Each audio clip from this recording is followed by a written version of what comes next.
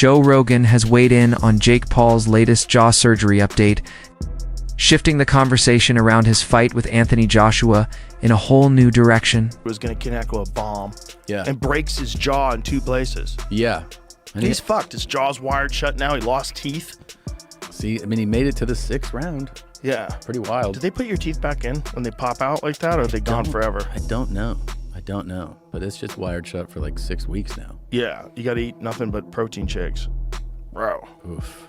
I mean, look, it's a crazy world. The thing is that I would hope that he recognizes is right now he's doing great, and he's only, whatever he is, 28, I think. Is he 28? I think he is. How old is Jake Paul? He's young. God damn. And he's probably made 300 million plus in his boxing career. How old is Jake Paul? 29. And, look at that. So he's 28 years old. 29 next. This wasn't just another YouTube boxing experiment, Jake. Paul faced a real heavyweight and left the ring with a broken jaw, damaged teeth, and months of recovery ahead.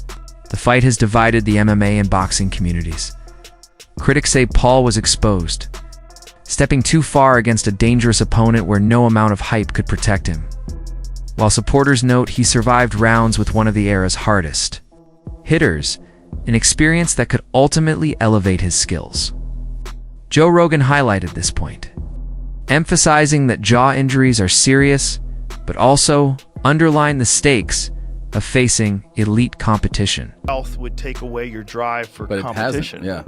He's also nuts, right? Just the fact that he's willing to fight the 2-time heavyweight champion, former Olympic gold medalist, a guy who's gigantic in his prime, built like a Greek god. Yeah. And you're gonna stand, and he's a 1-punch killer, and you're gonna stand in front of that guy, and he avoided shots till the 6th round. He just started getting tired. Yeah, his movement in that fight was crazy. It was very good. Yeah, it was very good. He was really keeping him moving around the whole ring, and then you can't afford to get tired. That's the thing, is like he gets tired in a lot of his fights in the later rounds. You should really sort that out.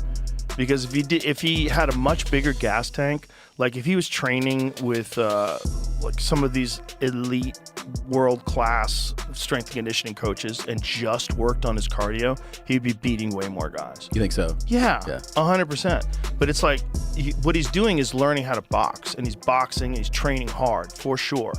But to get that world-class gas tank, you need like a Sam Calavita, you need like a Nick Curson, you need like these plyometrics experts that got heart rate monitors on you, and they're checking when your recovery is ready and go. Yeah. And you're fucking yeah. You need guys monitoring your recovery, monitoring your heart rate variability, your VO2 max.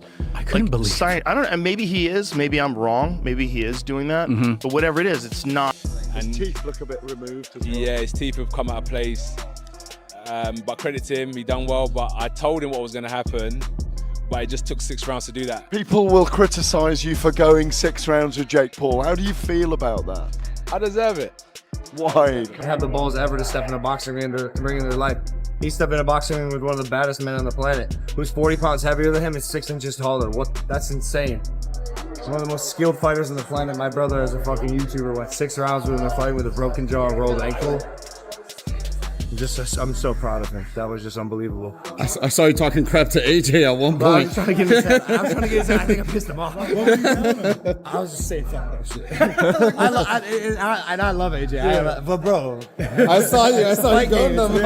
I was talking so much. But I just pissed him off. Then he broke my brother's jaw. Fuck this guy. Broke his jaw, huh? Yeah, he's his jaw. Yeah. He don't care though. Jake's having a fucking blast. Yeah. We'll see him back again for sure. Yeah, for sure. Thank you, Logan. Appreciate you, brother. Honestly, I don't know what I thought, but I just didn't expect for it to go down like that. That shit was like a joke almost. Like that was just like funny. It was just crazy. So you don't think it was a real fight? Nah, I think it was more for entertainment. He's a good entertainer, you know. That's just who he is since he was young. So what should Jake Paul do next? Should he carry on fighting in professional boxing? No, stick with YouTube. Quit boxing immediately and stick with YouTube. He got 40 million for it. Should Jake Paul retire? No, Jake Paul gotta keep going. He gotta keep losing. A broken jaw isn't something a fighter simply shakes off. It affects training, strategy, and mindset. After surgery or wiring, the question, will it happen again, lingers. Some analysts predict this could make Jake Paul more cautious, trading less and prioritizing safety over dominance. But Paul insists the opposite, claiming the injury has ignited a fire under him and could fuel a more determined comeback. Chin. I mean, anyone who questioned whether or not you had a chin, I think the answer to that question was proven last night. Bro, you can take a shot. Anthony Joshua hits you with probably his hardest shot that we've seen drop every other single fighter that he's fought. Yeah. And he hit you in the face, and not only did you not get knocked out, you dropped and said, wow. I was like, wow, that was nice. I was on the ground, I was like, that was a good shot. Dude. Did he surprise you with his power? No, to be honest, no. But I mean, he surprised my jaw. It's literally Off your snapped, face. bro. It's literally snapped. Dude, when completely snapped. after the fight, you were like, I think like one of my teeth is, and you open your mouth out, and I was the first to see it. I went, oh, you broke your jaw. dude. So, I mean, we have to see if it is a broken jaw. Those injuries are very difficult to come back from. But as AJ said, like that last shot would have knocked out a lot of heavyweights. And I know he went down heavy, but, you know, he was conscious on the floor. And I thought his game plan, although obviously very negative early on, which it had to be, was, you know, was smart at times. And there were times where he held his feet and let his hands go. You know, it was a very one-sided fight. It was always going to be a one-sided fight. But you can't give him anything but credit and respect. There's a lot of negative people out there. There's a lot of people who want to criticize people. They're not doing what Jake Paul's done. He just went in with Anthony Joshua and gave it his best shot, took a lot of punishment and ended the fight eventually on his feet after the stoppage. So, you know, I think he'll have to see physically how that jaw, I don't know the severity of it. It's a very difficult injury to come back from, but he showed he's got ability, and that's what we said. You know, he's dedicated to the game. That's first class. It is a huge honor for me to do these events whenever I can. I enjoy them, and I think the obviously the more seasoned and better and more accomplished and veteran fighter won. But I don't think Jake's stock goes down. He could still fight, you know, the Furies and the KSIs. I would love to see that fight of the world, even the Darren Tills of the world. Like, I think that there is still very much a market. But obviously there's levels. And by the way, there are weight classes for a reason as well. He's a cruiserweight, he's not a heavyweight. But it sounds like he wants to keep going. And it sounds like AJ wants to keep going, although in a brief conversation with a member of his team, they said maybe this February date is too soon. He specifically mentioned Tyson Fury, bypass that February date, go straight to Tyson. I know there is a fight on the table for February, but again, that's why I hate when they announce these things before. You could get tired, you could get hurt, you could get, who knows, banged up. So let's see if that February date remains. I'm hearing it could be in flux. And let's see if his next fight is against Tyson. That's the fight that everyone wants to see. We don't need tune-up fights anymore. Make that fight next. Jake needs some time off. Maybe we see him back end of 26. Obviously, he's got a lot going on with MVP. And obviously, he has to... Injury brought a new level of reality for Jake Paul. Getting hurt by Anthony Joshua didn't scare him. Joe Rogan noted that such a mindset shift is critical, as fighters either break after injuries or return sharper and more dangerous. Gosh. In the fight itself, Joshua stayed composed, patient, and strategic, landing a decisive shot that changed the bout's trajectory. Yet Paul didn't collapse. He absorbed pressure, showed unexpected toughness, and stayed competitive, shifting the narrative in his favor more than many admit. For Joshua, the win reinforced his stature, reminding the world that patience and composure make him a formidable heavyweight, and reaffirming why the division operates on an entirely different level. As a fighter, as a boxer, as a professional boxer, he's poor. And I mean this with the greatest respect. Like, you know, he's come off the couch watching YouTube, doing YouTube and influencing people to get Anthony Joshua in the ring.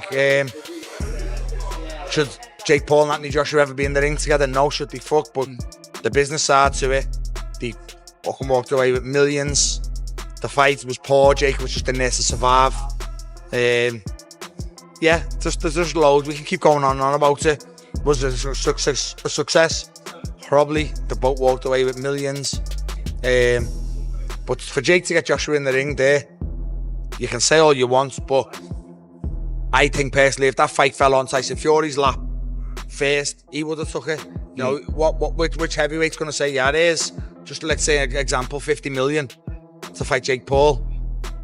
You know, they're going to say no. I don't think one heavyweight in world boxing would have said no, barring Alexander Usyk. No, definitely as well. Final one on this as well. Do you side with the fact that kind of the first meaningful shot that Joshua threw, the fight was over? Yeah, the first clean shot on the chin. Yeah, I thought. Look, I'm not criticising Joshua, but I thought Joshua was poor.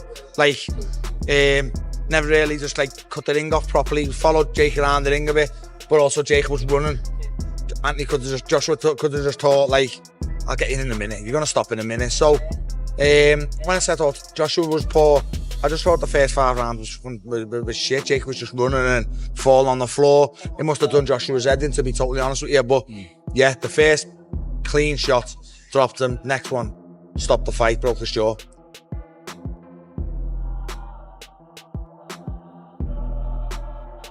For Jake Paul. The next move is critical. The jaw injury changes everything, forcing him to choose between safer fights or chasing bigger names. How he responds will reveal who he really is as a fighter, and the story is far from over.